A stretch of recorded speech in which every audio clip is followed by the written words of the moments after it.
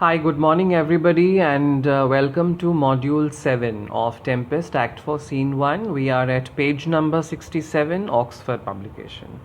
So yesterday, I presume you have understood, children. I don't know whether you are following the videos or not, because I am not getting doubts. I told you that you have the liberty of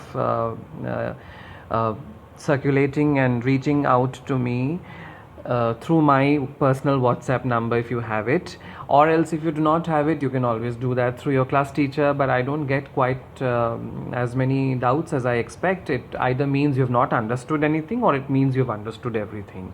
So please don't do that, right? So enters Ariel as Ceres. So curtain has already risen. Ariel as dressed as Ceres. I told you before, it's Ariel who is actually performing the mask, and he enters as Ceres.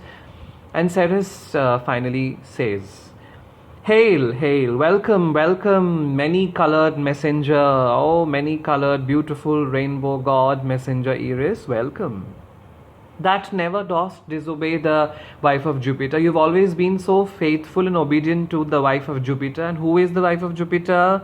Juno, the goddess, the queen goddess. You've never been disobedient to her. You're such a faithful messenger. Come, come, I welcome you. Who, with thy saffron wings," saffron, children, means kesar. Saffron has a quintessential beautiful orangish red color. So with your orangish red beautiful wings, you upon my flowers, what do? You diffusest honey drops. That is, in the wee hours of the dawn when there's rainbow, usually in the moisture laden season, you can see the beautiful dewdrops settled on the petals of the flowers and on the leaves in the morning, right? So they are called honey drops. And saffron is supposed to be the beautiful suffusion of crimson scarlet color that's usually accompanies sunrise and sunset. So with thy saffron wings, because it is all supposed to be Iris's doing, so with your saffron wings, with the beautiful saffron color, you diffuse. What do you diffuse? What do you shower? Honey drops, dew drops, refreshing my flowers, refreshing my plants with your refreshing, life-giving showers. Without dewdrops, children, will the foliage survive on earth? Definitely not. So it's an address, it's a welcome to Iris. Through Iris's dialogues and words, you were introduced to Ceres. Now through Ceres's dialogues and words, you are going to be introduced to Iris. She says further, and with each end of thy blue bow is the Indradhanush, the rainbow, the blue, and the blue is supposed to be the color which has the longest wavelength. I hope you know that very well in physics. It's been beautifully explained. So you see, physics, geography, everything is there in literature, children. That's why I keep telling you, be connected to literature so that you can be human and you can have a good approach towards life. Right? So let's continue.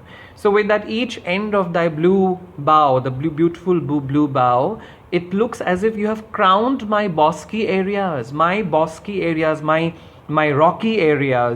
my rock covered areas, covered with foliage and bushes, bosky areas.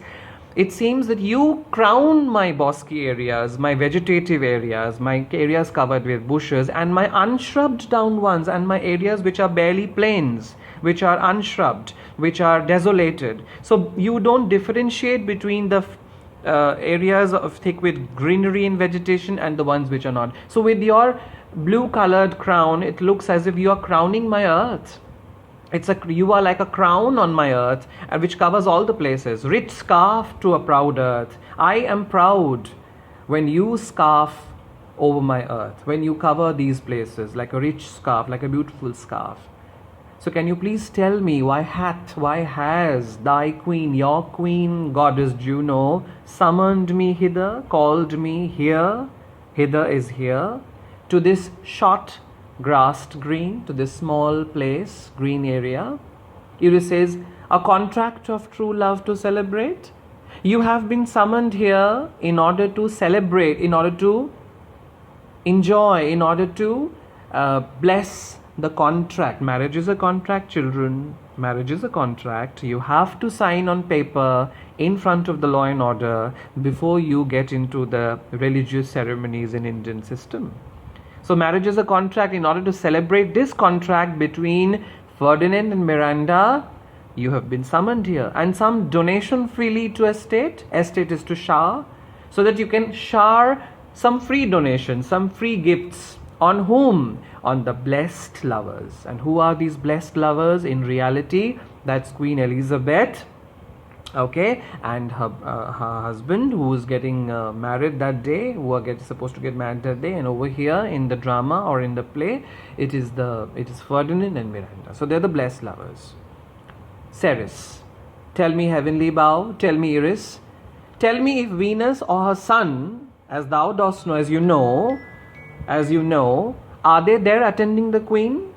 She is concerned about Venus, the goddess of sex and passion, and her son Cupid, again the god of lust, Kamdev in Indian mythology, who is supposed to be a small child blinded with a scarf and with a bow and arrow. You can see the picture down there. Since they did plot the means that Dusky Dis is supposed to be the god of underworld. Okay, Dusky is the dark god of underworld, Pluto. They plotted, they fabricated, they conspired with the god of underworld, Pluto. My daughter got here, her and her blind boys scandal company. It is due to their scandaled conspiracy that Dusky Dis, the god of underworld, was able to kidnap my daughter Proserpine.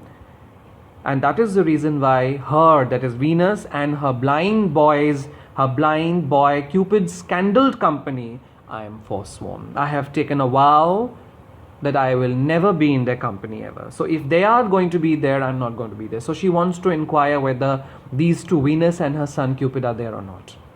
I hope, children, you've understood, and please be thorough with the lines. We'll again catch up later whenever we have time. So please be thorough with the text, and I guess we have finished with 90 lines till now. So that's all for today.